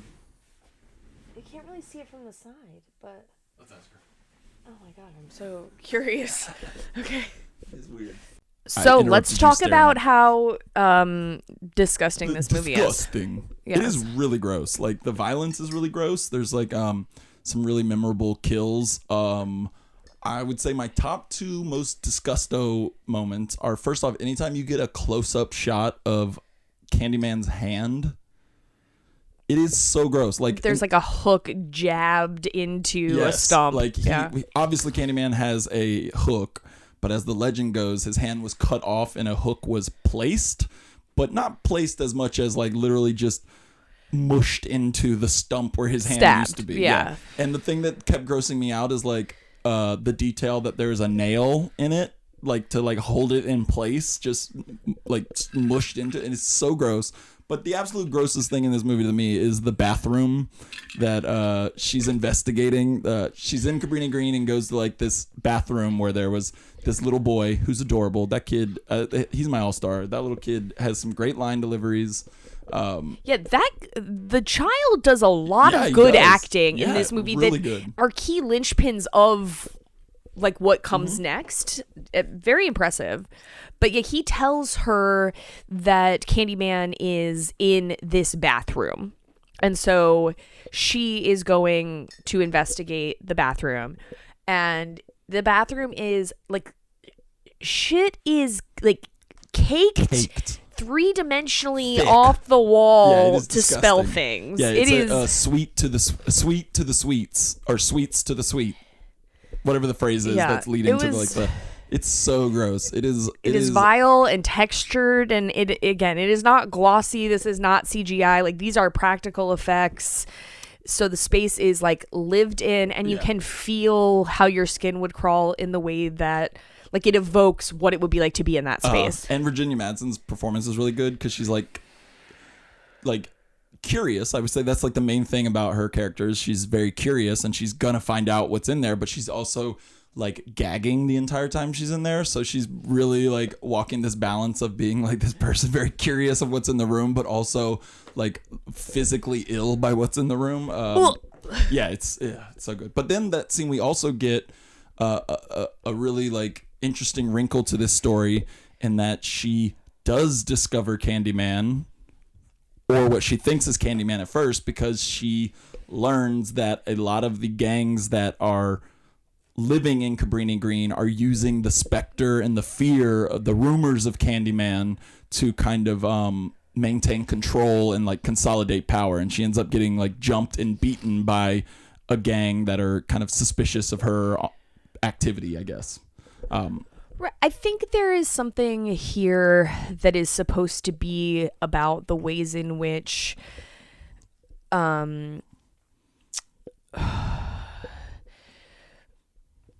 power produces these archetypes, myths, legends, violently to control populations and as a way of justifying domination and subjugation. But then also, like, once those myths and legends are in place, that they can be used by people to serve their own ends, right? So like the gangs that are there can't escape the circumstances that they're in, but they can use the myth of Candyman to their benefit in kind of micro power games within that space. Yeah. And I also want to say that I think another thing this movie does a really good job of is not presenting every black character as like a stereotype of being like a poor black person in Chicago in Cabrini Green. Like there's the great moment with Anne Marie where she's like, we're just people, like we like have lives and go and have a job. And I think a lesser movie would have leaned in a little too much probably into making the residents of Cabrini Green seem scary. And like, no doubt there, it was a housing project run by gangs for decades at a time. So yes, there were scary individuals, but I think what this movie does really well is most of the people there are just people who are trying to live their life in poverty, basically. Right. And this I think, is the circumstance of living that is available to them. And I think the movie never really loses sight of that. Agree. It's definitely trying to, some of those like archetypes, the very flattened archetypes that we were talking about, it is attempting to not replicate that form of filmic language, right? Yeah. Which and I think the movie almost comments on that as it goes, because the first time we see residents of Cabrini Green, they are those flat stereotypes of like the gangs and drug dealers waiting outside the apartment kind of harassing her. And then the very next scene is the scene with Anne Marie where she's like, we're just people here. So I feel like it is almost like inviting you to buy into that archetype and then immediately being like, no, that's not what this is. Well, that makes sense because we're also seeing those initial interactions from the perspective of Helen.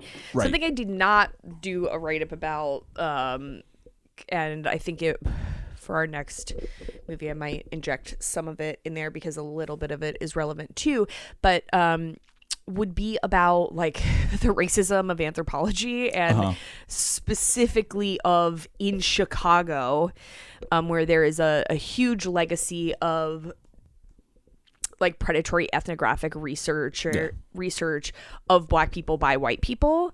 And so I think that is a little bit of what's being captured there, right? And those initial interactions is that she sees it as like they are the gatekeepers of information that she wants access to. They're not like fully fleshed out human beings. But then once she's kind of in the world and fully immersed, she is able to kind of crack that understanding and get a little bit deeper and see people as like, actual human beings. Yeah. And I think I don't think this is ever explicitly stated in the movie, but there seems to be kind of like in Nightmare on Elm Street, there seems to be an element of you have to believe him for him to appear.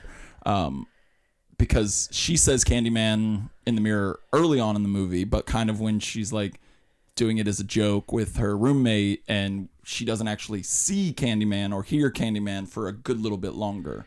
And I have I'm still working on fleshing this out, but I have this theory or this pet theory that her belief in Candyman is kind of mirrors the way that white folks don't tend to believe like firsthand accounts of black pain, if that makes sense. Like throughout the film, there is a stark difference in the way that the white people and black people discuss Candyman.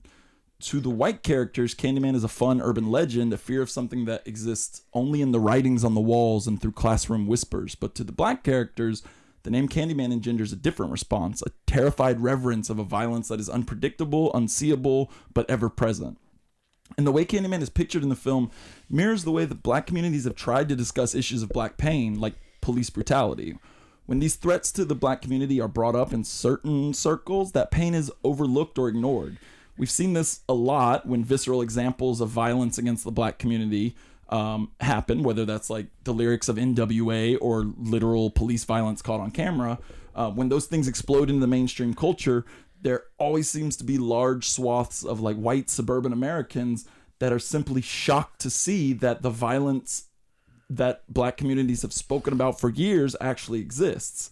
And Candyman, to me, exists in a similar sphere of white disbelief. Helen is a researcher studying urban legends. Candyman is just a tall tale until he isn't. It isn't until she sees the pain for herself and actually believes in Candyman that the weight of the horror he has wrought hits her.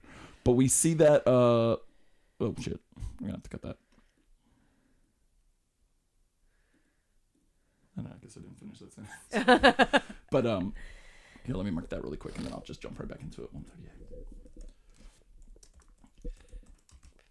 But yeah, does that make sense? The idea that like that there has like there. To me, that is kind of a parallel that I saw, is the idea that these black characters are saying, no, Candyman is a thing. Candyman is real. Candyman is a danger to us. And it's not believed by any of the white characters until they have like experienced it for themselves, which to me mirrors a lot of kind of what I mentioned about like police brutality and white people being shocked whenever a new issue or a new video of police brutality occurs.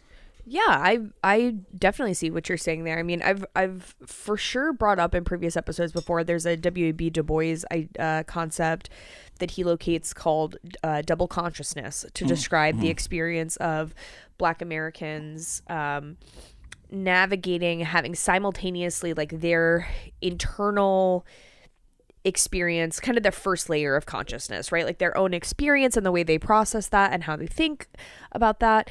But then they also have to have a consciousness that is like aware of what people in power specifically and white people broadly think about them. How they will perceive. Yes, like things, you have to be able to essentially occupy white consciousness in order to navigate white consciousness effectively. And so to be Black in America is to constantly be in a state of double consciousness where you have two faces, two brains, two streams of thought, two voices. That you have to be like attempting to integrate in order to survive. And I think this kind of speaks to that in the sense that, you know, whiteness oftentimes entitles one, privileges one to not be aware of taking the role of the other, right? Trying to occupy the mind of someone that is not yourself.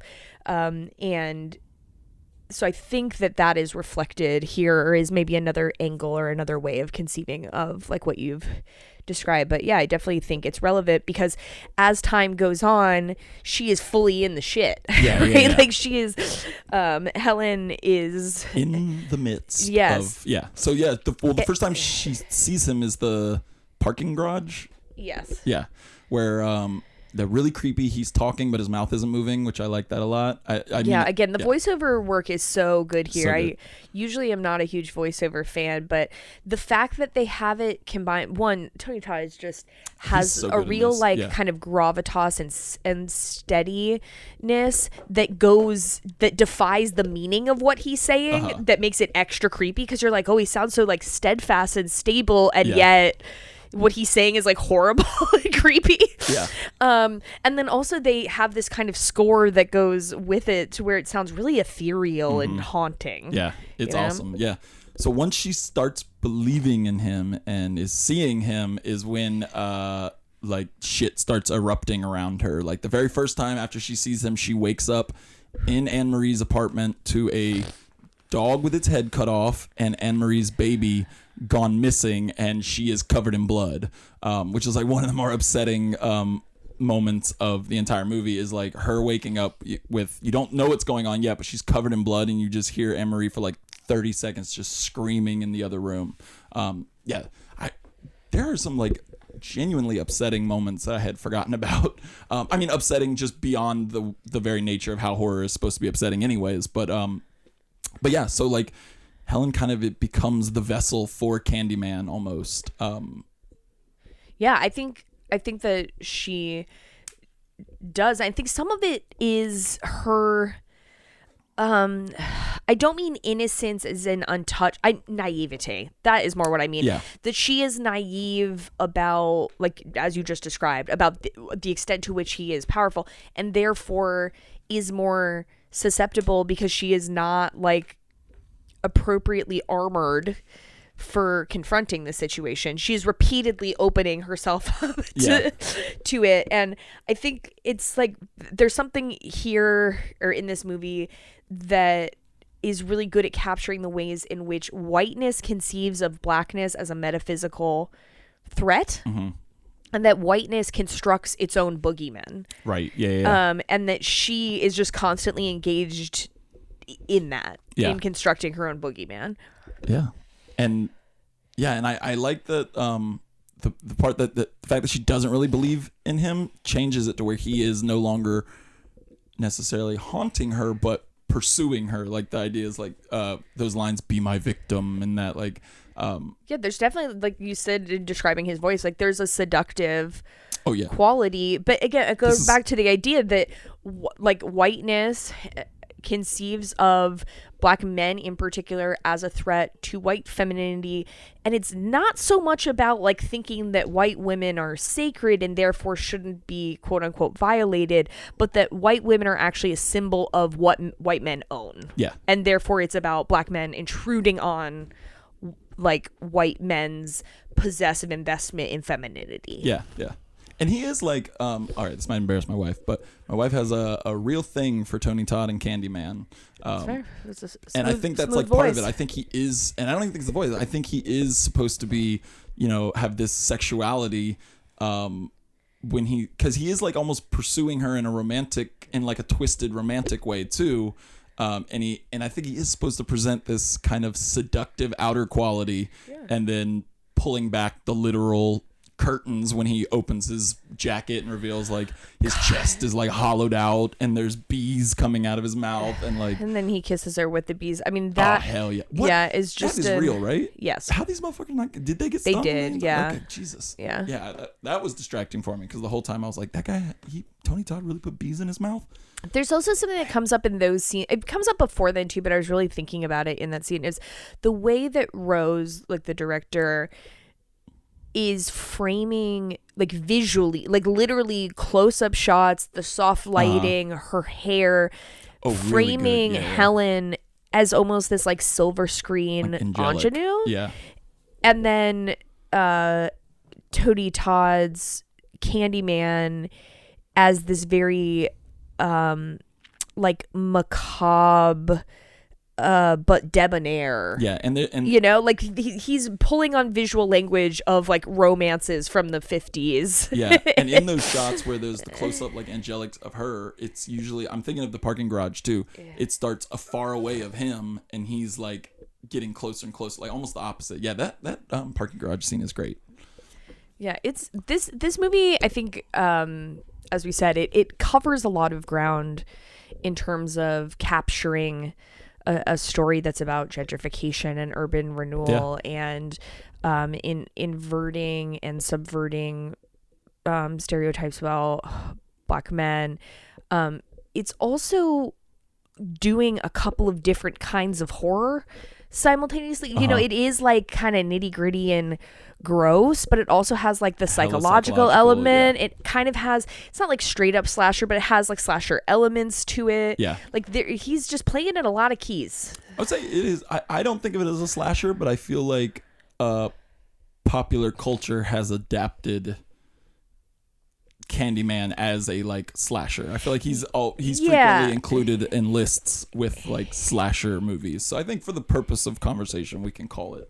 Yeah, I think it's like he is. Yeah, the movie itself is not a slasher film. I just mean like there are notes of that, like the stalking, the way stalking occurs. Though this does relate to something else that you and I wanted to talk about. And the reason why I think let me say this, which is about other iconic horror movies that are set in cities, because while I was thinking about this or ruminating on it, I was thinking about how specifically slashers, which have been such a dominant mode of horror movies in the United States for decades, are not as conducive to being in cities, or we don't generally think of them. Like I had a hard time thinking of horror movies where the city was as ever present as it is in this movie. Like I thought of a few examples, like we've talked about Scream 6 and how I think both like that because it moved to the city, and then also I thought of Midnight Meat Train, another Clive Barker movie or Clive Barker story where the city is like very much a part of the story. But then like other ones that I could think of, like Rosemary's Baby, that takes place in New York City, but I wouldn't call that like a city movie. It's like her apartment or whatever. And I was really struggling to think of like horror movies where the city is a present like a presence in the film. So I do think that Rosemary's Baby counts because when I was reflecting on this, there's like a couple of common themes that came up for me in terms of like what makes a city versus the suburbs or a wooded area conducive to horror. And I think that the alienation of a city is one of the defining things about that setting that speaks to horror themes. So I think that counts. But I thought of a bunch of them that I thought of. The scenes that came to mind for me took place in subways, and then I had to be like, did the rest of that movie take place in the city, or is it just that scene? Okay. So Jacob's Ladder was the very first one that I thought of. And again, the alienation the deep alienation that he's experiencing, obviously that movie is about the alienation of Vietnam vets from the society that they return to. So it takes place in a city. In several of the Final Destination movies take place at parts in cities, though they also take place at parts in suburbia. But many parts of them do take place in cities, and specifically Final Destination 3, where you think that they're escaping because she's on the subway with her sister. Okay. And then she has another flashback and goes, fuck, she has another premonition. Is it at the end? Yes. Okay. So but that kind of speaks to I think an interesting dynamic with city versus, again, suburbia or rural spaces, is that like the subway them going to the city feels like an escape. Like they have left the suburban, high school environment where death was chasing them. And it's like, we've moved on. We're in college. Yeah. This is the next stage of our lives. The city is new possibilities. It's like, death is still coming for you. And then there are a lot of J-horror movies that take place in cities or in houses that I just don't know enough about like urban versus suburban sprawl in Japan, for example, to say, but I was thinking like about movies in the Ring series or movies in the Grudge series where maybe a lot of it takes place like in a house, but then they're in the city. Right. Yeah. During the day. I don't know if you would consider Takashi Miike his movies horror movies, though they often I do. Yeah, they take place in cities. I feel like if a movie can be gross enough, it can be a horror movie, right? Yeah. They at least all the ones I could think of that I've seen take place in cities.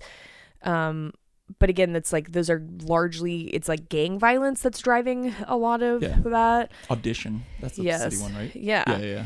But again, the Audition makes sense in the context of like the city as alienated because he is seeking a partner and feels like he doesn't have many options. Then we end up where he's being tortured alone.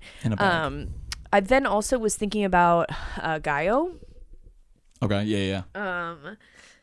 And how a lot of them take place in cities, but interestingly take place oftentimes in cities at night where no one is there. Like we're back to that kind of alienation theme where there's like these vacuous like public spaces where like people there should be shared life and connection, but there isn't.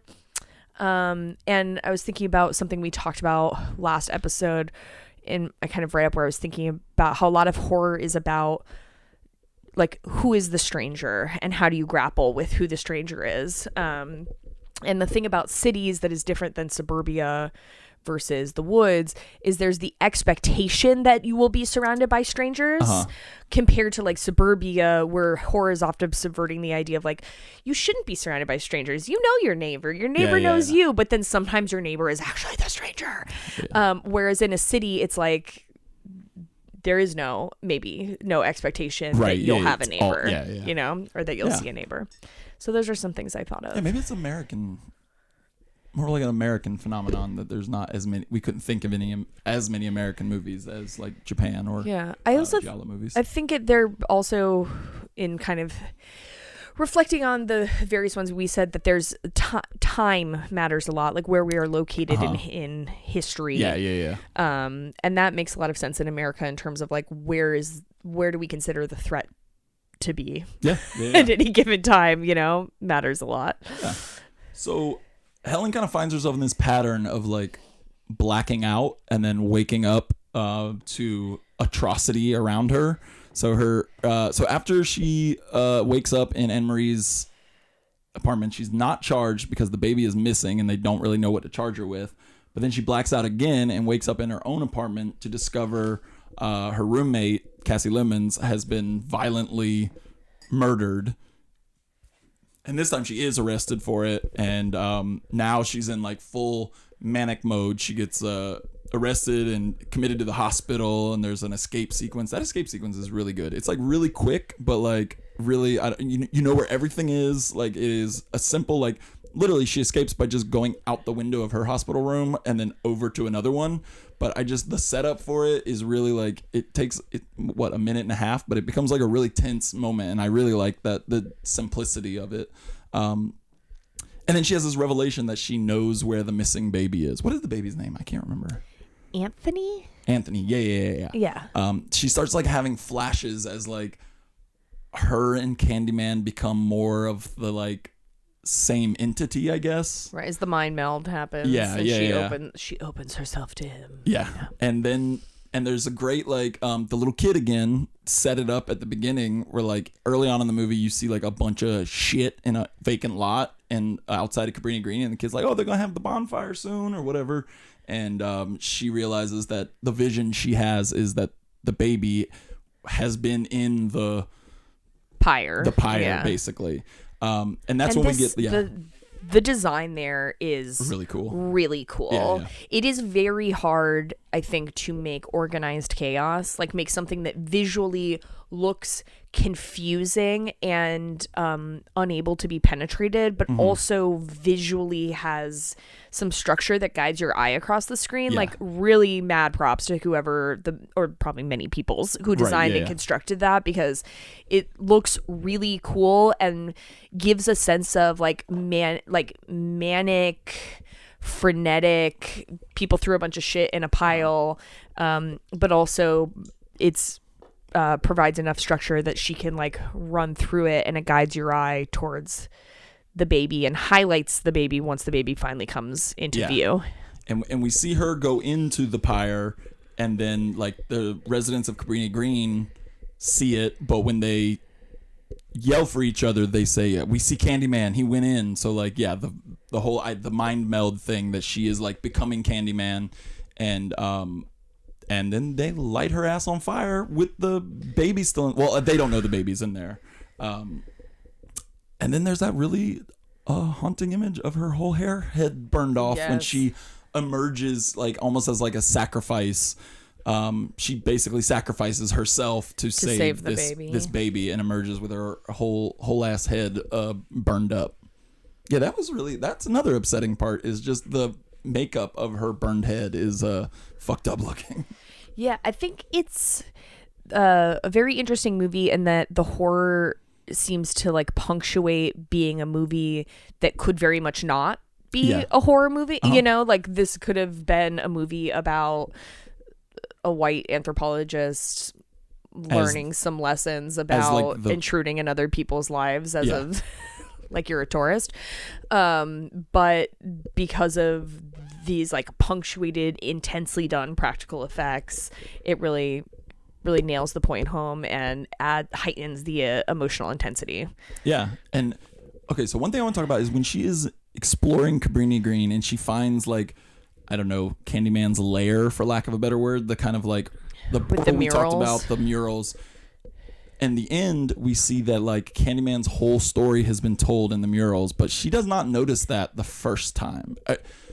Are we to believe that the murals were there the whole time and she just didn't believe in them, or that this completed the story and the murals have since appeared?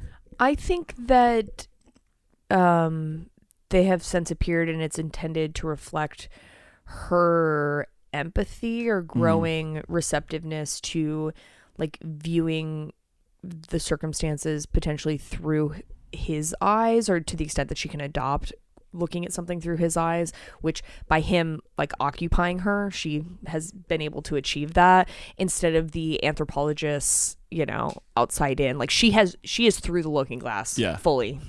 And then there's the really, really, I thought, interesting scene of her funeral where like no one attends except for Xander Berkeley, her ex-husband, and his new girlfriend, who is mad that he's crying. Yeah, which is great. I love, like, that's a great like fucked up boyfriend moment. And then like all of the Cabrini Green residents like drop by to pay their respects, I guess. Do you take that as paying the respects? I mean, yes, right, in that it was like a quiet processional. They're not like defiling her grave, right? Yeah. So like in that sense, yes, I read it as respectful, but I don't receive it as like warm, because like they're dropping the hook in her grave, right?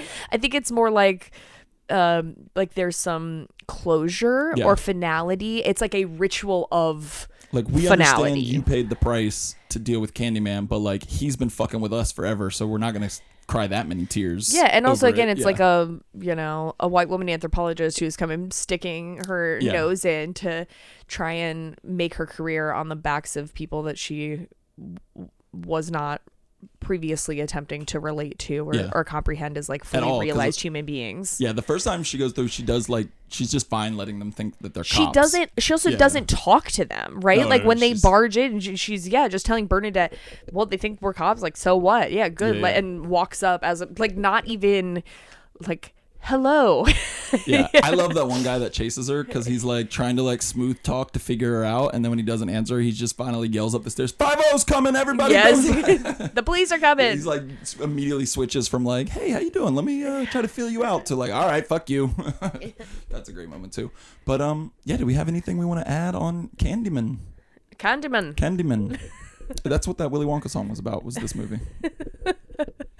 I could for sure envision them being in the same universe. Oh, that would be awesome. You know? Yeah.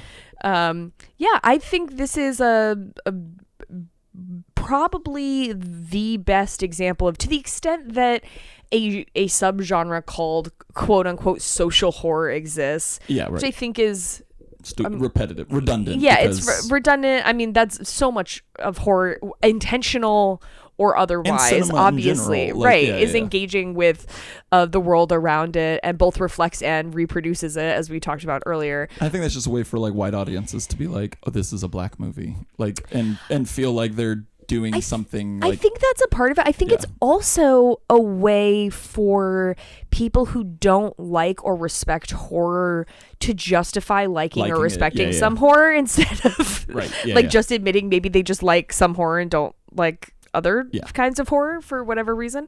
But I think, to the extent that that can be conceived of as a subgenre, I think this is like the best example of something that is like actually scary and can stir up those emotions in a significant way, while also communicating a lot of information about like sociopolitical dynamics in America.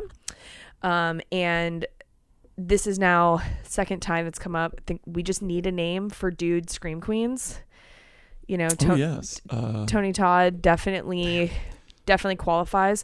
I really hope that his voice at minimum and his full personage are in the new Final Destination movie that's supposed to come out next year. Yeah, because he's been in most. His voice is in all of them. Okay, yeah. And he himself was in the first 5.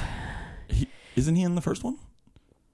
Is he? I thought just his voice was in all of them, and then he shows up in person. He with in Final Destination 5. He's like a mortuary attendant or something, right?